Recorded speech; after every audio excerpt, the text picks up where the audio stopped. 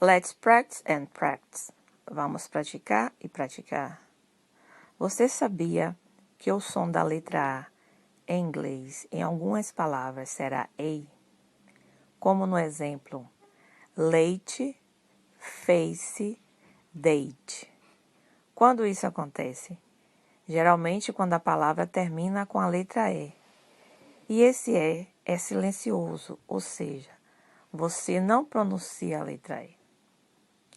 Essa regra segue a regra das vogais longas em inglês, tirada do livro Let's Practice, que já está disponível no site da Amazon.com em formato e-book.